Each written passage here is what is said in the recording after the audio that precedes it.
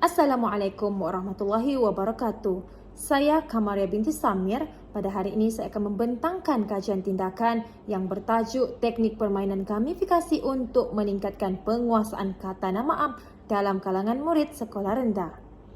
Abstrak, kajian yang dilakukan ini adalah bertujuan untuk meningkatkan penguasaan dan kefahaman murid mengenai kata nama am. Punca masalah yang utama ialah murid keliru dan tidak dapat membezakan kata nama am mengikut kategori. Maka, fokus kajian ini adalah untuk menangani masalah tersebut dengan memperkenalkan satu kaedah pengajaran dan pembelajaran baharu iaitu melalui teknik permainan gamifikasi. Dengan demikian, kaedah yang digunakan untuk menyiapkan kajian tindakan ini adalah dengan menetapkan seramai 3 orang murid sebagai sampel kajian iaitu 1 orang lelaki dan 2 orang perempuan. Manakala instrumen yang digunakan untuk kajian ini pula ialah pemerhatian dan temubual. Dapatan menunjukkan teknik permainan ini sangat penting sebagai salah satu mekanisme yang dapat membantu guru menarik minat sekaligus meningkatkan penguasaan kata nama am dalam kalangan murid.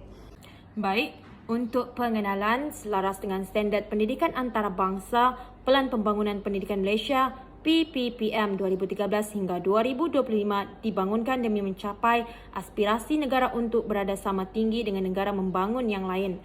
Rancangan PPPM 2013 hingga 2025 ini juga dapat meningkatkan profesionalisme keguruan apabila guru lebih kreatif mencipta inovasi dalam pengajaran dan pembelajaran seiring dengan perubahan zaman serta relevan dengan kehendak pembelajaran abad ke-21 iaitu PAK 21. Menurut Muhammad Rusdin dan Ali 2019, proses perancangan dan pelaksanaan PAK 21 ini melibatkan pemikiran yang kreatif, inovatif, kritis, menitikberatkan penyelesaian serta kecekapan membuat keputusan oleh seseorang guru. Abdullah dan Abdul Razak 2021 menjelaskan, teknik permainan gamifikasi ini menggabungkan isi kandungan pembelajaran dengan unsur-unsur menarik permainan. Hal ini sejajar dengan kaedah pengajaran berbentuk didik hibur yang diketengahkan dalam kurikulum standard sekolah rendah KSSR Bahasa Melayu bagi membolehkan murid belajar dengan suasana yang santai dan menyeronokkan. Menerusinya, murid dapat menghilangkan perasaan takut dan malu Hafizon 2012 kerana pembelajaran tidak formal melibatkan pertanyaan dan mencari kepakaran.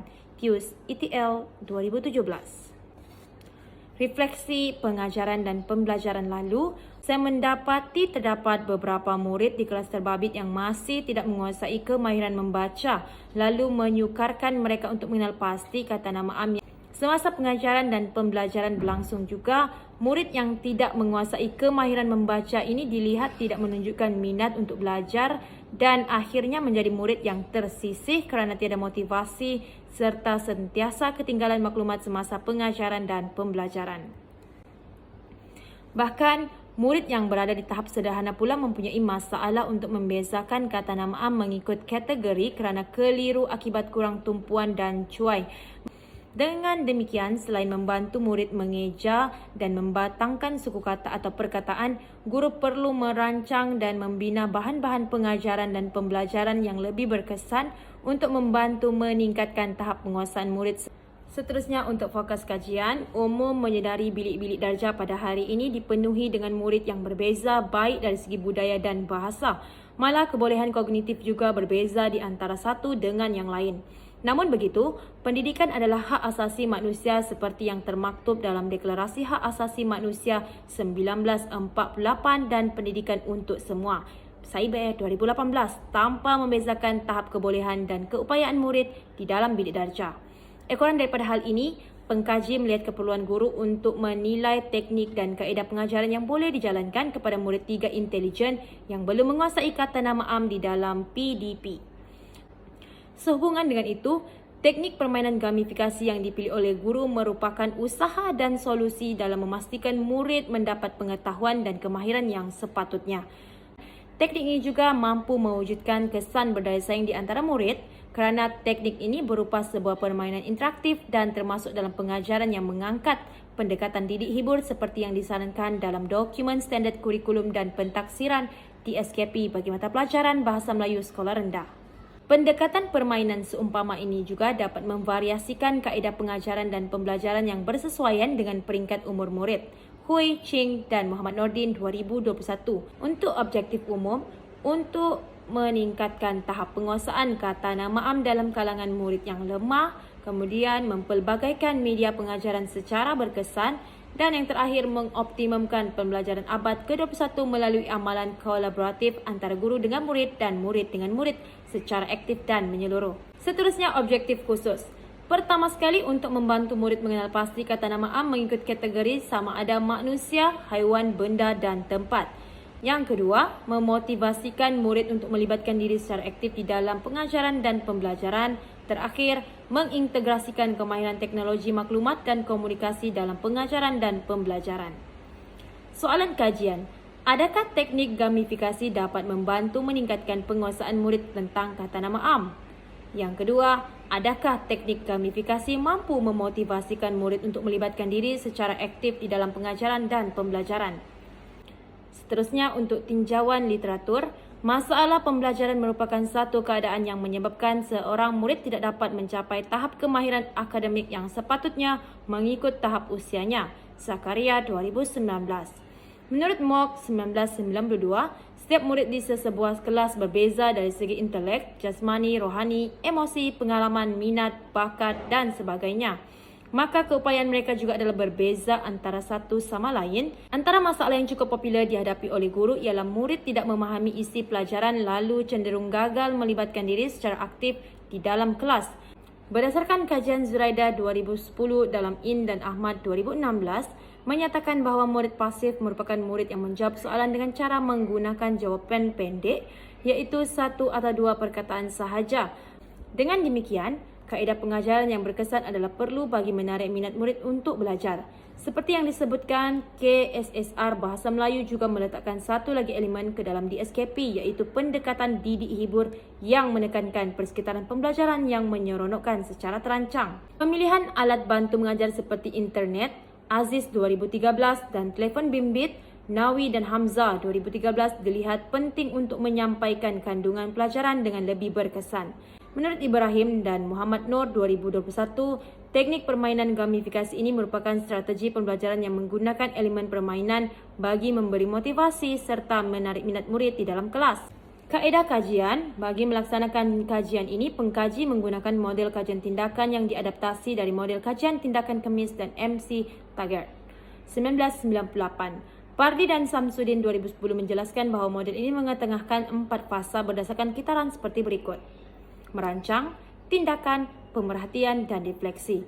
Seterusnya, pengkaji merancang teknik pengajaran dan pembelajaran yang baharu untuk meningkatkan penguasaan dan kepahaman murid berkaitan kata nama am melalui permainan gamifikasi yang dikenali sebagai Scratch. Kemudian, pada fasa tindakan, pengkaji meminta murid terbabit untuk bermain permainan mengikut masa yang ditetapkan. Menerusinya, pengkaji membuat pemerhatian terhadap perubahan tingkah laku dan keupayaan murid semasa bermain permainan Scratch. Pada masa yang sama, pengkaji juga menjalankan sesi temu bual bersama 3 murid terbabit bagi mendapatkan respons dan pendapat mereka terhadap permainan yang dicuba. Akhir sekali, pengkaji menjalankan refleksi ke atas isu pengajaran dan pembelajaran di dalam kelas serta menilai keberkesanan permainan gamifikasi dalam menangani murid yang lemah. Berdasarkan raja di atas, sebanyak 67% murid berjaya menjawab soalan kata nama am dan mendapat markah penuh. Hasil dapatan kajian yang kedua iaitu melalui temu bual. Teknik permainan gamifikasi dapat membantu murid belajar kata nama am dalam keadaan yang seronok. Yang kedua, murid dapat memahami kata nama am dengan lebih mudah. Dan yang terakhir, murid dapat membina pengetahuan melalui teknik permainan gamifikasi. Seterusnya, refleksi. Kajian yang dijalankan memberikan implikasi yang positif kepada kedua-dua belah pihak iaitu pengkaji dan peserta kajian sebagai amalan dalam proses PDP di dalam bilik darjah. Pada awalnya, terdapat murid yang tidak dapat mengenal pasti kata nama am dengan baik, namun penggunaan teknik permainan gamifikasi oleh guru di dalam bilik darjah berjaya meningkatkan tahap penguasaan murid, terutama sekali murid yang belum menguasai kemahiran membaca. Bukan itu sahaja, penerapan permainan gamifikasi melalui pemanfaatan digital sebagai alat bantu mengajar juga sebenarnya berupaya mengaktifkan imajinasi dan minat murid kerana generasi milenium pada hari ini akan lebih tertarik dengan pembelajaran berbentuk visual dan desain yang menarik, seterusnya menjadikan pembelajaran yang diterima lebih berkesan dan bermakna. Tuntasnya, hasil daripada kajian ini membuktikan bahawa kreativiti adalah aspek yang penting dalam proses PDP kerana guru perlu menyediakan pengajaran yang menarik dan membantu murid memahami pembelajaran dengan mudah di dalam kelas. Sawyer 2004. Selain merangsang sisi kreatif otak murid, Starbuck 2006 dengan mengambil kira perbezaan individu dan keperluan murid yang berbeza-beza di kelas.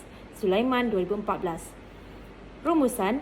Dapatan kajian jelas menunjukkan permainan gamifikasi dapat membantu meningkatkan penguasaan dan kefahaman mengenai kata nama am dalam kalangan murid. Pada pendapat pengkaji juga, teknik pengajaran seumpama ini sesuai diadaptasi oleh guru mata pelajaran Bahasa Melayu kerana bertepatan dengan amalan pedagogi kontemporari yang memberi peluang kepada murid untuk mempraktikkan pembelajaran kendiri yang menyeronokkan. Pengkaji juga menyedari amalan kajian tindakan yang diketengahkan ini dapat membantu guru memperbaiki lagi amalan PDP yang digunakan sebelum ini. Sehubungan dengan itu, guru perlu sentiasa menunjukkan sikap profesional dan bersedia melakukan perubahan dalam menempuh pengajaran dan pembelajaran abad ke-21 sekaligus melonjakkan kualiti pendidikan negara ke tahap global. Akhir sekali, berdasarkan hasil kajian ini, pengkaji berpendapat bahawa kajian lanjutan sebagai bentuk penambahbaikan boleh dilaksanakan oleh pengkaji lain pada masa akan datang. Untuk itu sahaja, sekian, terima kasih.